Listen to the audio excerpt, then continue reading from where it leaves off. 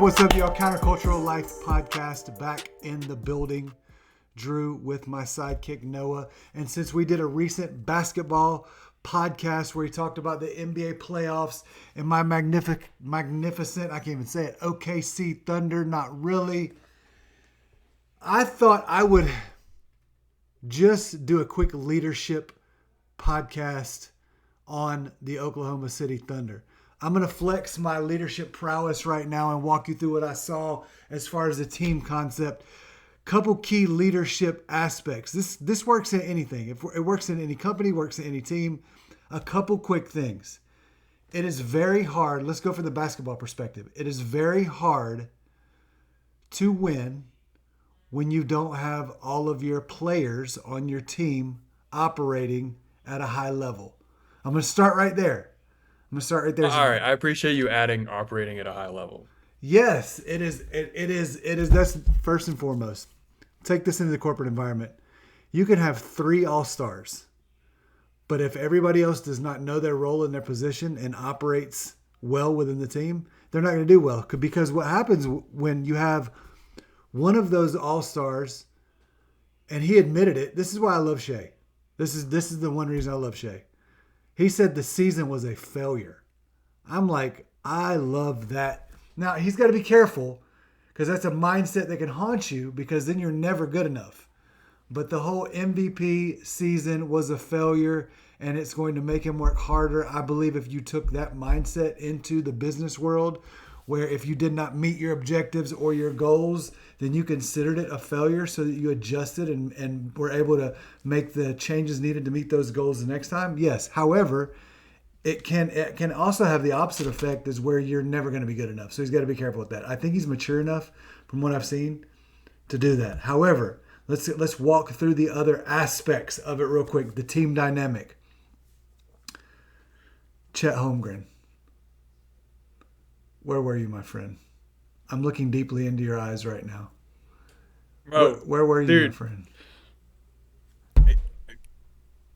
Bro, where were you? That was crazy. One shot all game, right? Wasn't it one shot all game? Yeah, he was 1 for 2. The last shot he took was, I think, 10:49 left in the second quarter. But there were so many defensively, he had some bright spots. There were a couple nice blocks. However, he seemed to be not himself, and I don't know how deep Wemby has gotten into his brain. I don't know, because supposedly deep. Supposedly the stories were it used to be flipped back in the other day. It's both. They're both, except Go ahead. One of them has champion mindset. Man, and I want to get through this All-Star segment. First of all, like, you're just jumping straight into this. Okay? Yeah, straight into it. You were talking all kinds of mess about how this is going to be easy. All right? And you guys were going to get through. All right? Just take a moment. All right? Just we got to like live with that a little bit. It's true. They choked. And I appreciate you not blaming it. I thought you were about to just straight up blame it on not having J-Dub, but I mean, it was not. They should have won it anyway. They could have won it anyway. Which is crazy if you think about how talented that means that they are.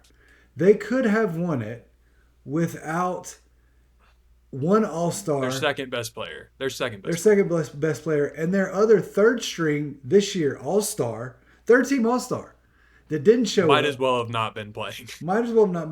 And then their guy, A.J. Mitchell, that stepped up and took J-Dub's spot really well the Lakers series, averaged 22 points a game, did really well. He was also hurt. That you have to be at full strength to play a team that is that good. San Antonio just showed they were that good. When you have, and that's how you go. Now, every time I'm not worried about Shea, people stopping Shea. Every team can't do that because there's only one team that has Wemby. You can't funnel everything to the basket and know you have a 7'4" dude there to clean it up. Because what they were doing was they were putting Castle on Shea, and then they would rotate somebody from whatever side he went to that side. Shea would usually split the double team and go straight to the goal whenever there's not a Wemby. You can't do that with Wemby. So it was a well played series, well played game. Hats off to San Antonio. I do love the Oklahoma players' mindset, and that, hey, great, they were a great team. We just got to get better. I love that. Nobody made excuses. Chet didn't really make an excuse. He had a little bit where he thought there was a little blame where he blamed one of the defensive rotations. But I just want one thing. Back in the leadership space, this is it. If you're on my team, please show that you care. Please show that you care. Hey, this is my question to you. Okay? There is a growing sentiment, okay? I don't know if you know this. This is going to a little bit of derailing, but this is important, okay? I love So, my generation, there is, I think we can blame millennials. You and I love blaming millennials on this podcast, this bi-generation podcast with millennials in the middle. But there is a prevailing theme that has been in movies and in media of basically nihilism, okay? Where that it's cooler to not care, okay? Like the phrase that I would use is nonchalant. Yeah. I don't know if you're familiar with that. Yeah, okay? Very, very. So they call SGA the nonchalant king, okay? The whole Thunder team, they kind of have that aura of like, it's another day. You know, and I appreciate what they said at the end, but they don't say anything like that until they're out. Yeah. Of like, this season was a failure, we really cared. And on the other side, you have Victor Wembanyama, okay, who is like, his mindset is so blatantly that he's like, I care so much about this. I am angry that I didn't get the MVP. I am angry that Chet won the MVP in that international FIBA tournament or whatever, U17, however many years ago, like, and then just crying his eyes out that they beat them. Like, is that not, don't you kind of wish that your team had a little more of that? That's why it's so hard for me to not cheer on Wemby. Like, and I hate the French. I'm kidding. But this is an international podcast. International podcast. I'm just saying, like, doesn't that fire you up a little bit? Like, to see him care so much, and the people around him, that leadership that Victor Wembanyama brings to the team as a 23-year-old or 22-year-old, 22-year-old, right? Yeah, with like bringing up a 21-year-old and a 20-year-old with Stephon Castle and Dylan Harper, who's a rookie playing like out of his mind, and you have to attribute a lot of that, first of all, to the GOAT, potentially the GOAT, Greg Popovich. If we can just acknowledge that real quick. I'm just going to be the Spurs guy on this podcast real quick. And then Victor Wembanyama caring so much that he's rallying all these guys who have no business beating the defending champions. And there is, like, whatever about Victor Wembanyama being an alien, there is no way they win that series without the mindset that they had and his leadership more than his physical prowess and talent. It was weird to me. And why it was weird to me, I was happy to see a 22-year-old step up and lead like that, but it's still weird. I'm like, where's I expected more out of De'Aaron Fox but that's, I guess, not who he is. But Game 7, though, De'Aaron Fox was there. Yeah. And really, who you can attribute a lot of that to, who you're looking for, is Chris Paul last year and 2 years ago. That's who kind of, but Wemby didn't really need it for very long. Yeah. It's crazy.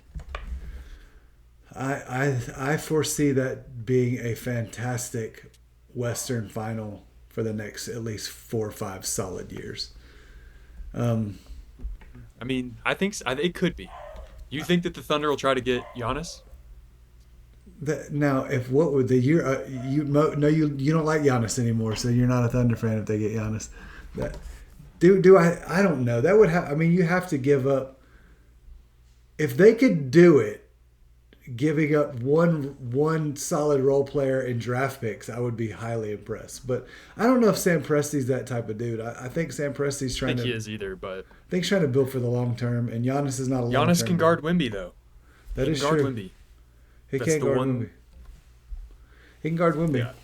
And then you have that's a fantastic 1-2 punch. Yes, I'm just I don't like to get caught up in the spur in the heat of in the spurs in the heat of the moment and just And neither does Sam Presti, so you don't have to worry about yeah, that. I don't. It's I don't nice to wanna, not have to worry about I that. wanted to unload on Chet last night, and I just know that Chet does watch SportsCenter and does watch the pundits. I'm sure, as every basketball player, You think he's watching us? one day he'll see us. He'll be like, "Man, they were Shout right." out Chet Holmgren. Shout out Chet I Holmgren. rock with you. I draft you in my fantasy league every year. That's why I'm so shocked that you disappeared off the face of the planet because I actually really like you. Disappeared. I wondered though. I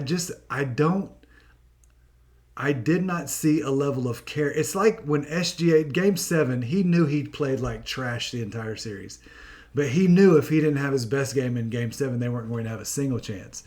The crazy part about that is we did not seem to put a just a great overall performance together for a whole game that entire series.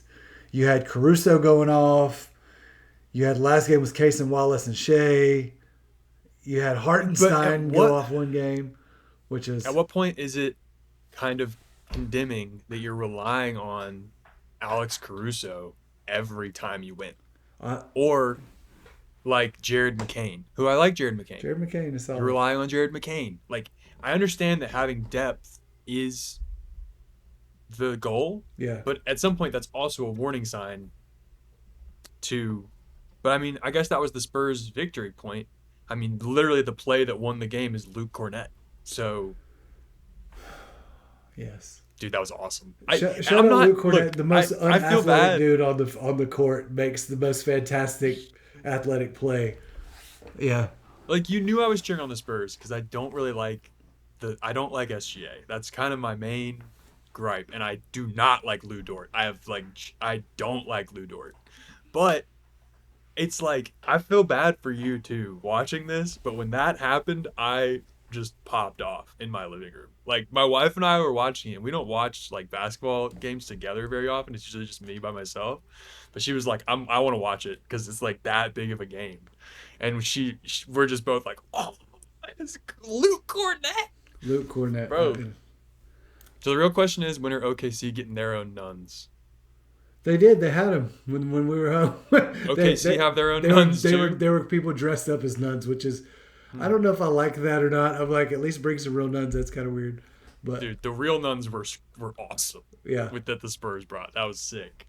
And one of them could actually play. I saw videos of her dribbling and going behind her back and stuff. And I'm like, look at this. Yeah, the most shout out to Luke Cornett, the most unathletic dude on the entire court. He's not chopped liver, man. He's the backup to Wemby. So on that court, he is the most unathletic dude during that sequence. That's fair. Yeah. And he made the play. Yeah, that won the game. Yeah. So for the record, though, I'm getting a Caruso jersey. By the way, I'm getting one. He is phenomenal. I wouldn't do that. He's phenomenal. I wouldn't bank on him being there next year. He'll be there. 100%. He'll be there. He probably will be, but I wouldn't be like 100%. That's the kind of person that could get in a trade package if they do decide to. But anyway, real quick, I have been this whole playoffs, and I say this has been my third year in a row. Knicks bandwagoner, as soon as the playoffs start. My boy Timothy Chalamet, Timmy Two Drink. All right, that's my guy. Big Ben Stiller fan. So, and it just makes me love the Knicks. I love watching the Knicks. I have not missed very many games this whole playoff. So anyway, it's all about the Knicks, baby. Knicks in 6, burn the city down. It's gonna be that is like literally doomsday scenario if it's Knicks in 6, because San Antonio has the home court. I talked to a guy recently that has San Antonio in 5.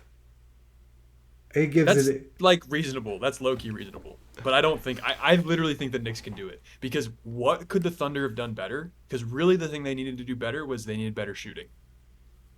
What have the Knicks done like this playoff? Obviously they have not had the hardest path to the finals. But when you're breaking records for the most points in a half ever, 82 points in a half, like that's you gotta at least give them a little bit of a chance, I wonder especially seeing how that Spurs Warriors or Spurs Thunder series went. we just don't know how good they actually are, though. That's the thing. That like, are they shooting good because the other teams are just horrible, or are they really? Is the East really that bad? You know, all those questions are coming up. I don't know. But I don't know. I love Greg then you gotta Popovich. ask, yeah, dude, he's awesome. He's always been awesome. I'm. But then Okay. you just gotta ask, do they have one more series in them, energy wise? Yeah, it's gonna be That's rough. where the leadership is gonna come into play. Yeah. So, closing thoughts. If you're a teammate, act like you care. Number one. Don't get too down on yourself in a loss. Make the adjustments and come back strong. But don't live in the failure. That's number two.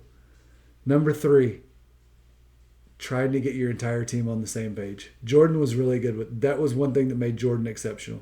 Jordan figured out that in order to win championships, you had to bring everybody up to your level with you. So there you go. And LeBron. I can't do it. I can't do it. He does, man. He did. How many? Look, the thing about Jordan, right? And I think Jordan's the GOAT. Okay, but the last few years have just been eye-opening to me about LeBron with this Lakers team. There's things about LeBron that I've grown to appreciate. We could do a whole LeBron episode sometime, whatever. But he went to the finals with some nobodies on those Cavs teams. When Kyrie was injured, and he was with like a backup point guard, literally playing 48 minutes a game, like to beat the 72-win Warriors. I think I'm just so jaded because I'm such a Jordan fan and such a LeBron hater that it's hard for me to ever admit. And I can admit that though. It might be I think LeBron is if you were to build a basketball player, you would build it off of the framework of LeBron James. But I don't know. All right. Short podcast. Peace.